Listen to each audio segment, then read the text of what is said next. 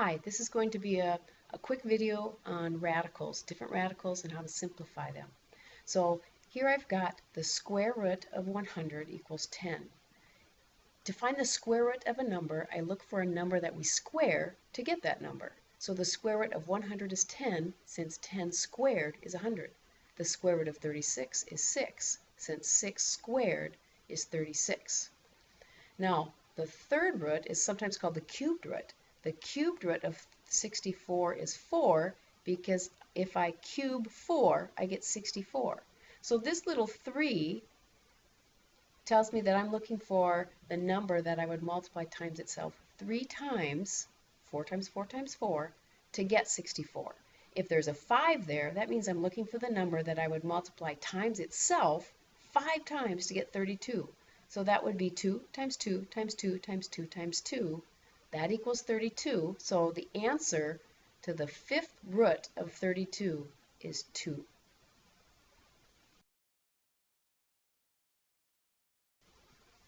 Now, if I want to find the square root of a number, like the square root of 40, I would first look at my list of perfect squares. All of these numbers are perfect squares. This is 1 times 1, 2 times 2, 3 times 3, 4 times 4, and so on.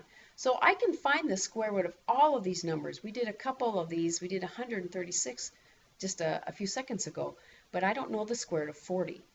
But I know it's between the square root of 36 and the square root of 49. And I do know the square root of 36, that's 6. And I know the square root of 49, that's 7. So my square root must fall between 6 and 7.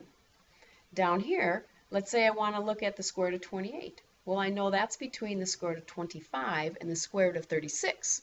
So since the square root of 25 is 5 and the square root of 36 is 6, my radical here, the square root of 28, has to be between 5 and 6.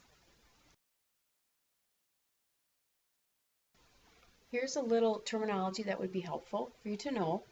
The index is the little number that you see up here.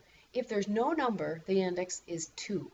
The radicand is the number that is underneath the radical symbol, the square root symbol, and the entire thing together is called a radical. Okay, I want to show you something here. The square root of 4 times the square root of 4. This is 2, this is 2.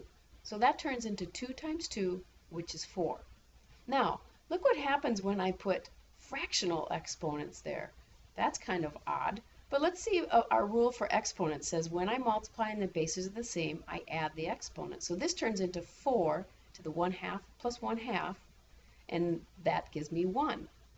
So since both of these equal 4, that means this must represent the same amount, and this must represent the same amount. Okay, so that means 4 to the 1/2 power is the same thing as the square root of 4. Now remember, there's not an index written here, but it is a 2. And this 2 and this 2 being the same number is not a coincidence. And this 1 and this 1, which we also don't usually write, is not a coincidence. So following that same kind of logic, if I took, let's say, 7 to the 1/3 power, I should get the third root of 7 to the first. And let's do one more. Let's say I take 11 to the 1/4 power. That would be the fourth root of 11 to the 1. Okay, this brings us to a definition. Just in general, if I have something, a variable, a number, raised to a fractional exponent, the number that is in the denominator turns into the index. The numerator is the exponent. Now, you can also, since the numerator is the exponent, this is an a, it can go underneath the radical or it can go outside. Either one is fine. So let's look at a couple examples. If I take x to the 2/3 power, that turns into the third root of x to the second.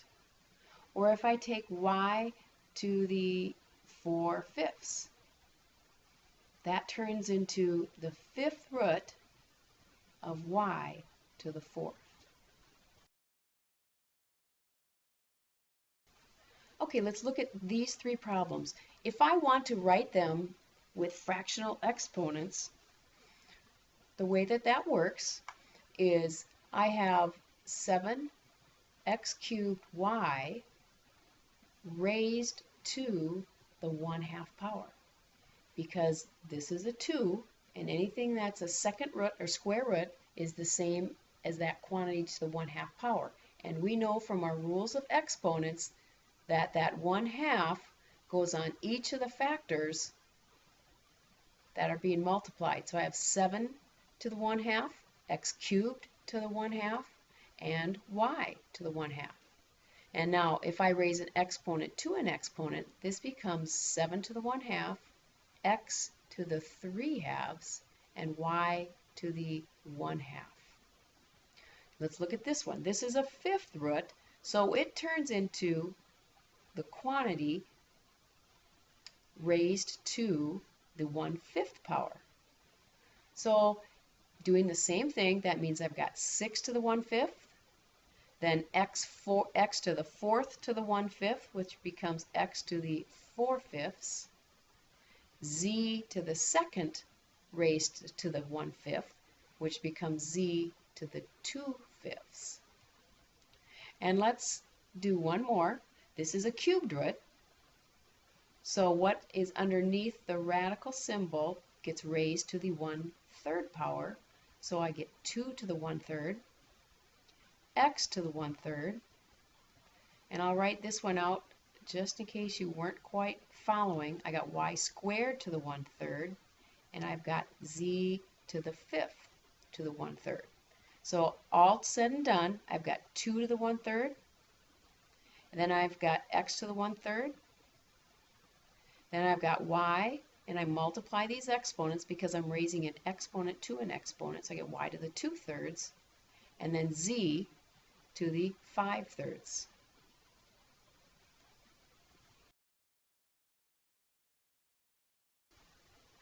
Okay, following the same type of thinking, we're going to go the other way. So if I have 3 to the 1/2, a to the 3/2, notice that they have the same denominator, so they came from a square root. So I put 3 to the 1st and a to the 3rd underneath because the exponents stay on each of the factors, and then the 2 tells me what root it is. Look at the next one. Those are all 9s on the bottom, so that represents a 9th root.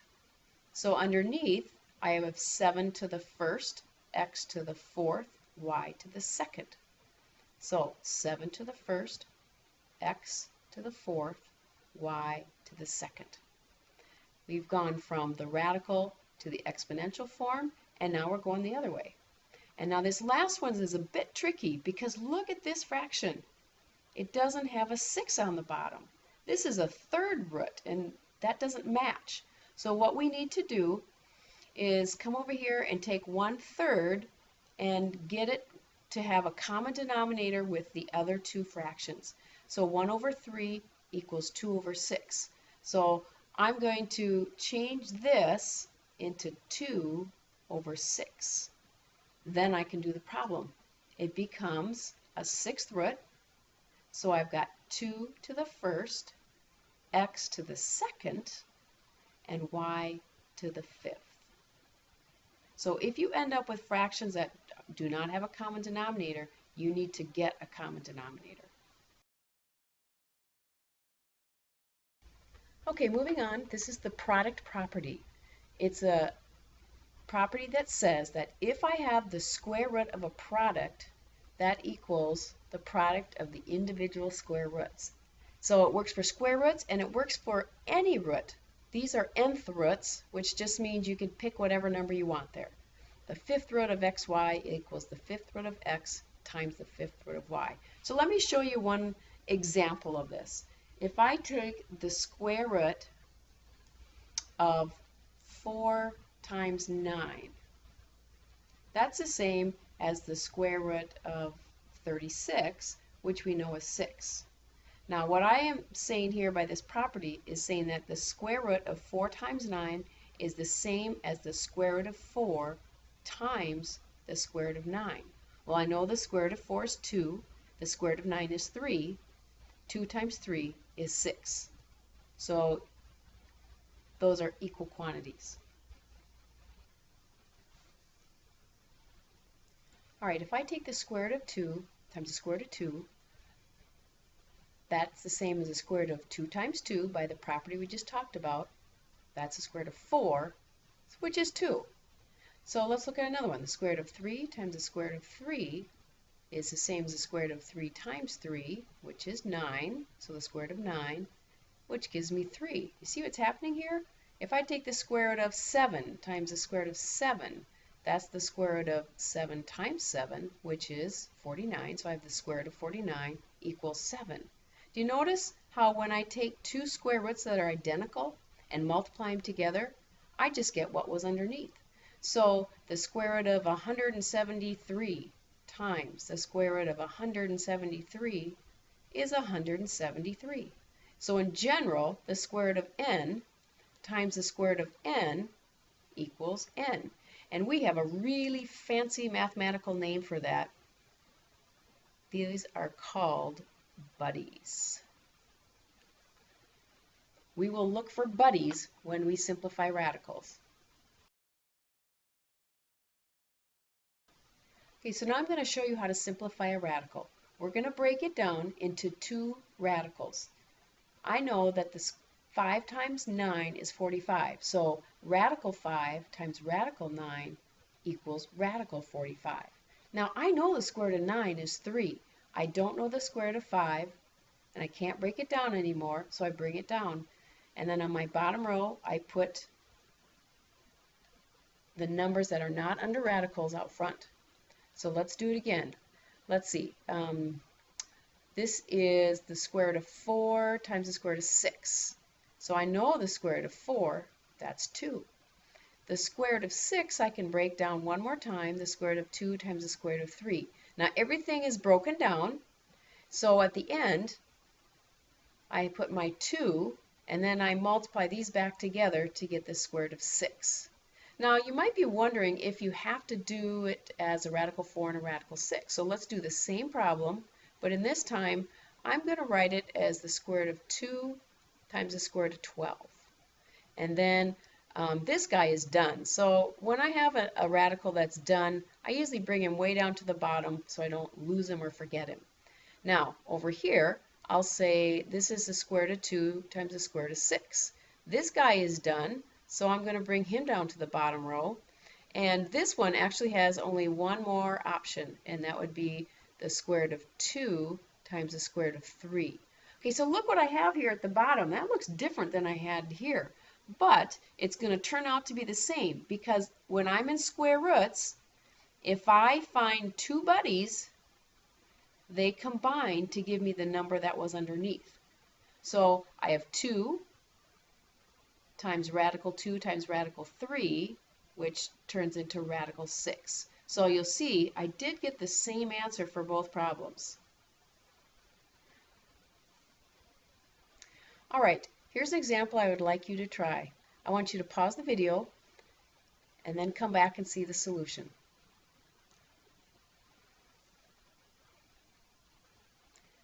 Okay, so the first thing I'm going to do when I look at this, I think, oh, what will go in there?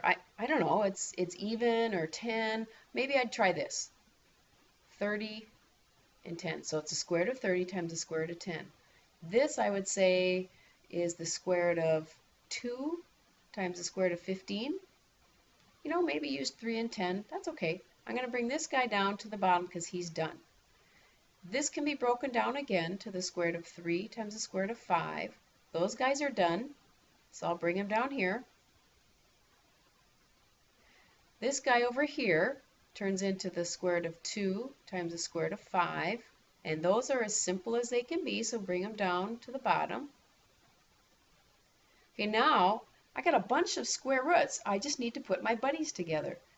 This guy and this guy are buddies, so they turn into a 2. And this guy and this guy are buddies, so when I put them together, they turn into a 5. So altogether I have 2 times 5, which is 10, and then I've got this radical 3. So the square root of 300 turns out to be 10 times the square root of 3. Now, if I had chosen the square root of 3 times the square root of 100, I know the square root of 100 is 10. This is as simple as it can be, so I get 10 radical 3. Now notice how much quicker that problem was. It all depends on what you choose for how you break down the radical.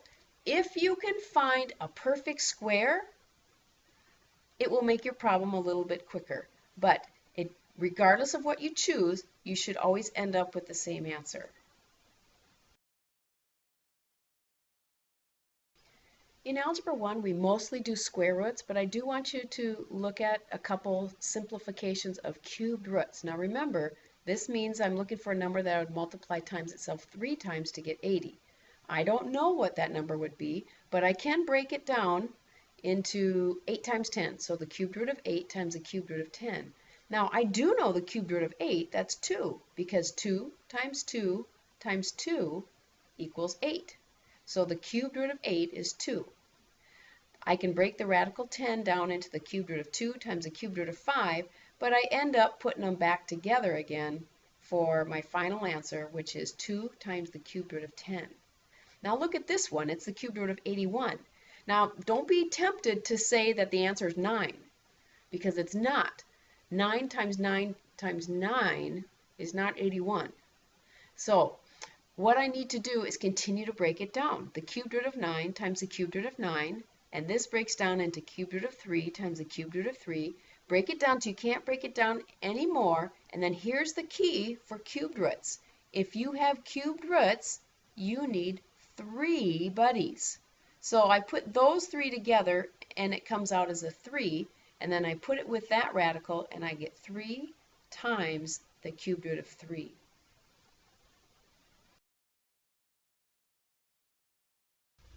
So now we need to take a look at how you simplify if you have a variable underneath. Okay, so the easiest one to look at here is if I want to take the square root of x squared, I can make buddies out of that. I can say that's the square root of x times the square root of x. Those are buddies, so it just comes out as an x. I can do that with x to the 4th, because that can be broken into the square root of x squared and the square root of x squared. Those are buddies. They come out as an x squared. The same is going to happen with an x to the 6th. Now notice the pattern here. If I take the square root of x squared, I get x to the 1st. If I take the square root of x to the 4th, I get x to the 2nd. So if I bypass the buddy thing, to take the square root of x to the 6th, I just get x to the 3rd.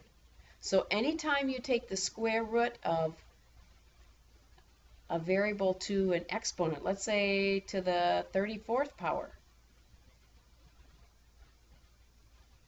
you split that exponent in half and it becomes x to the 17th. Okay, so let's take a look at the numbers in between. Let's say I've got x to the 3rd. Well, if I break it and split it apart, that would be x to the 1st times x to the 2nd. Well, I just got done showing that the square root of x to the 2nd was x. This guy can't be simplified anymore, so if I write it all together, I get x times the square root of x. We always put the number or the non-root part in front and the root part last. Okay, so let's do the next one. Same thing. If you are trying to take the square root of something to an odd power, you always got to break one off, because I know the square root of x to the fourth. We already talked about that. That's x squared. This guy just comes down as he is, and I get x squared times the square root of x. So anytime you have an even exponent, you just split it in half. If you have an odd exponent, you do need to split it apart, but like for this one, don't say x squared times x to the third. All you have to do is take off an x to the first, and then what's left will be even, and you can deal with that. So the pattern here, x radical x squared radical x cubed. The next one would be x cubed radical x, and so forth. We've already talked about how the square root of x squared equals x, but now let's look at a couple other things. What happens if I take the cubed root of x cubed? Well, remember the exponent part? This becomes the denominator. This is the numerator. That turns into x to the first, which is just x. Same thing here. I get x to the 4 over 4, which is x to the 1, which is x. And the same thing here. Here's my exponent. That's a 5. Here's my index. That turns into the denominator, and I get x to the 1 equals x. So what happens is whenever the exponent matches the index, they basically undo each other, and you just get x in all three cases. So if you have to simplify something that has cubed roots or fourth roots or fifth roots, the key is to break it down into cubed roots of x cubed. So for example, if I have to simplify the cubed root of x to the 7th, this is what I would do. I would say it's the cubed root of x to the 3rd times the cubed root of x to the 3rd, that would be 6 x's, and I need one more, times the cubed root of x to the 1st. Because I know this comes out as an x, this comes out as an x, and this is as simple as it can be. So altogether, I get x times x, which is x squared, times the cubed root of x. Okay, here's a problem that combines numbers and variables. If I want to simplify the square root of 120 x cubed y to the 6th, you need to give each of those its own radical and then simplify from here. So I'd like you to pause the video and then finish the problem, come back, turn the video on, and see if you get it right. When you get everything broken down, for the final answer, take all the non-radicals, which would be 2 times x times y cubed, and then multiply everything together that is under a radical. So I've got 2 times 5, that's radical 10, times 3, it's radical 30, times x. And there you have it. All right, now we're going to take a look at multiplying. If I've got 2 radical 5 times 3 radical 2. We know that multiplication is commutative and associative, which means I can multiply these numbers together. 2 times 3 is 6, and I can multiply these two numbers together. Radical 5 times radical 2 is radical 10, so my answer is 6 radical 10. We can only multiply non-radicals together and radicals together. Okay, I want to make a point here. I have the same problem written down twice. When you multiply radicals, you can either multiply, then simplify, or simplify, then multiply. So for this one, I'm going to simplify first. I've got a 3. Now it's not under a radical, it's just a 3, and it's done. I'm going to bring it way down to the bottom. The square root of 8 is the square root of 2 times the square root of 4. I don't know the square root of 2. I do know the square root of 4, so I bring it down as a 2. This 2 is not under a radical. It's a whole number. It's done. This guy, I would need to split apart as the square root of 2 times the square root of 3, bring those down to my bottom row, and put everything together. So let's look for buddies. Looks like I've got 2 buddies here. They come out as a 2. Now, these are not buddies because they're not under radicals, so don't put them together. what I end up with is 3 times 2 times 2 times 2. 2 times 2 times 2 is 8, times 3 is 24, and then I also have that radical 3. That didn't get paired with anything. Now, to get this, I simplified and then multiplied. I also have the option, like we did in the last problem, of multiplying the 2 and the 3 to get 6, then multiplying the 8 and the 6 and getting 48, and then simplifying. Well, the 6 is done, but if I break this down, maybe I'd say 6 times 8, so radical 6 times radical 8. This is radical 2 times radical 3. This is radical 2 times radical 4, and I know the square root of 4, so that guy's done. It comes out as a 2. I've got two buddies here, so those guys pair up and come out as a 2, and I get 4 times 6, which is 24, and then I have that radical 3. Same answer. So you have your choice of multiplying and then simplifying, or simplifying and then multiplying. So sometimes when I'm doing this, if I have a combination of numbers and variables, it's a lot easier to put them all together and then simplify instead of simplifying and then multiplying. But I'm kind of doing a combination of these because I could multiply these and get 180, but then I'd have to turn around and break it down again. So instead, I'm just going to leave it as 6 times 30 because then I can break these down separately instead of multiplying them first. And one of the things I notice, I know that 30 has a 6 embedded in it. So that will be a good thing to keep in mind as well. So the 2 is all the way down here. Then I've got a radical 6, a radical 30, a radical x to the 11th, and a radical y to the 12th. This guy, now just watch carefully here because I see a radical 6 here, and I know this has a radical 6 and a radical 5. I'm not going to break these down into radical 2's and 3's because I have buddies. I'm just going to grab them while I got them. They come out as a 6. This guy is going to come down, and this, because it's odd, it's the square root of x to the 1 times x to the 10th. This guy comes down by himself. This comes down as an x to the 5th. This comes down as a y to the 6th. So when you put it all together, 2 times 6 is 12.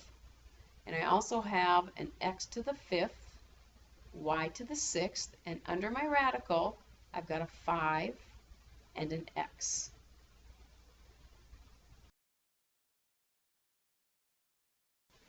The last thing we need to look at in this video is rationalizing denominators. Now, it's a rule in math that you may not leave a radical in a denominator. A radical on the top is fine, but the radical here is not. So here's what we do. We're going to multiply this fraction by a big fat 1. If I do that, the value of what I get is going to be the exact same thing as I started with, because anything times 1 is just itself. But I'm going to make it look different because I'm going to pick radical 7 over radical 7 because anything over itself is 1. So when I multiply by radical 7 over radical 7, look what happens in the denominator. I got buddies. They give me 7. On the top, radical 7 times radical 3 is radical 21. You may, I know you're going to want to, but you may not cancel a number that is not under a radical with a number that is under a radical. So don't cancel anything here. This is totally done. So let's look at something else. Let's say I've got 5 over the square root of 11.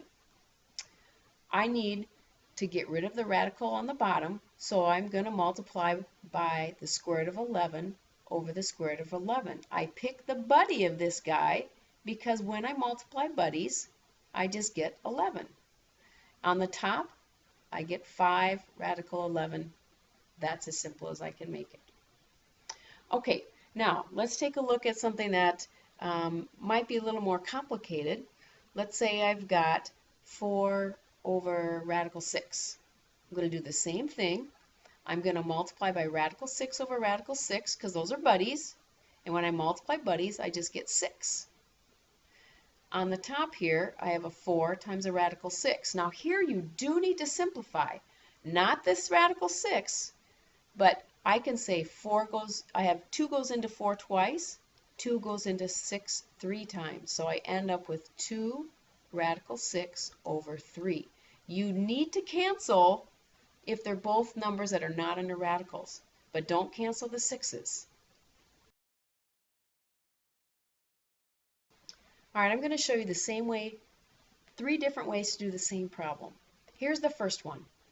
The radical 8 on the bottom needs to be dealt with.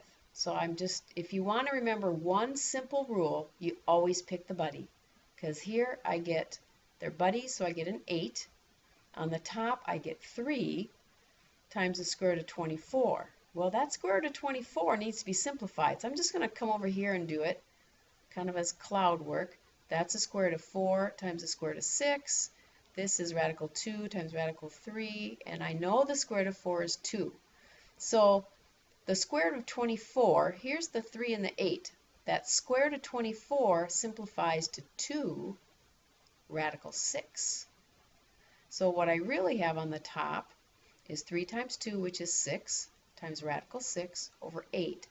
Take 2 out of here, 2 out of here, and my answer ends up being 3 radical 6 over 4. All right, here's a little bit simpler way to do it.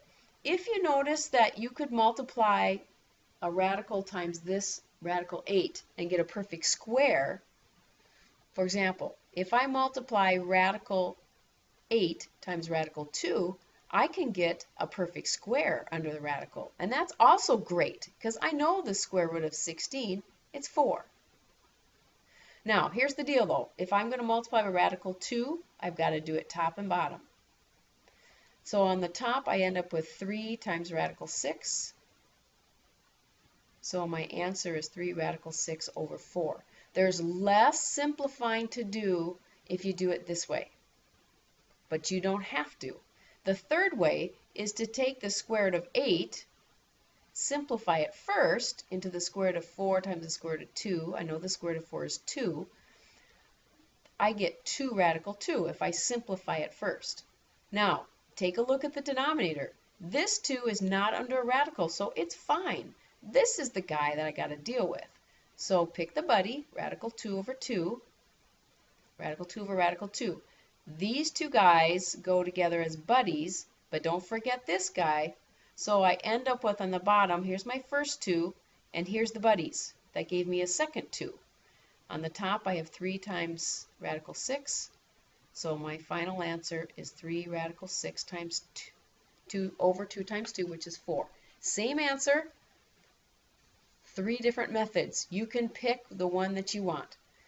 Either just automatically pick the buddy, find a number that will multiply to give you a perfect square under the radical, or simplify the radical first.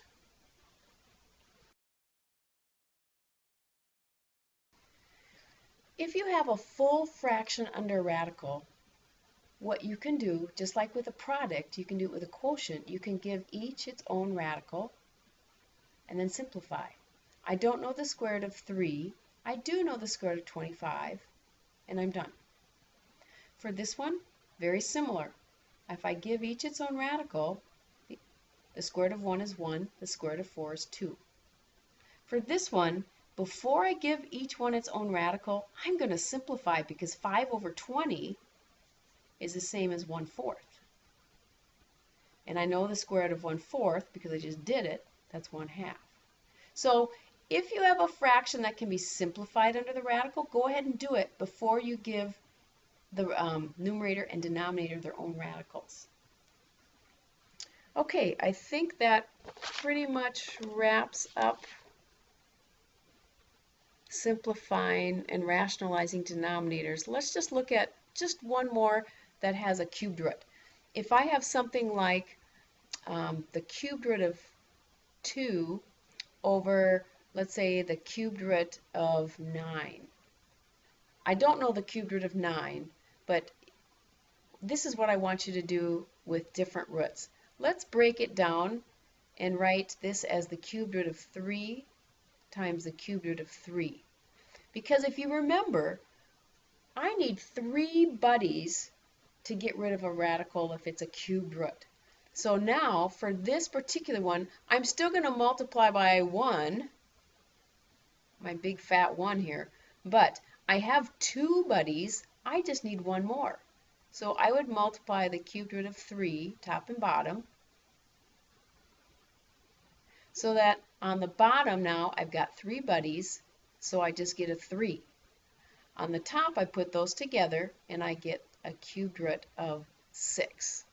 So what you need to keep in mind if you have a bigger root than just a square root is if you're in cubed roots you need 3 buddies.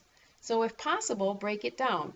Now if you had something like this and it was just 4 over the cubed root of 2, then you're going to need to do this. Cubed root of 2 over cubed root of 2, that's one set of buddies, but I need another one, so you would do it again. Cubed root of 2 over the cubed root of 2. Because now I've got 3 buddies, so those turn into just a plain old 2, and then on the top, the 4 is not under the radical, so it stays outside, and then cubed root of 2 times the cubed root of 2 is the cubed root of 4. And it looks like I've got one more simplifying because 2 goes in here once and in here twice. So my final answer would be 2 times the cubed root of 4. Okay, I've gone through examples of all the different types of problems that you are going to be facing this week. So take a look at what it says in the book. So kind of look through that. If you need to rewatch the video, and also use your assignment notes. Do the best that you can, and when we get together in class, we will go over any questions that you have before we move on to the next sections. Have a great week.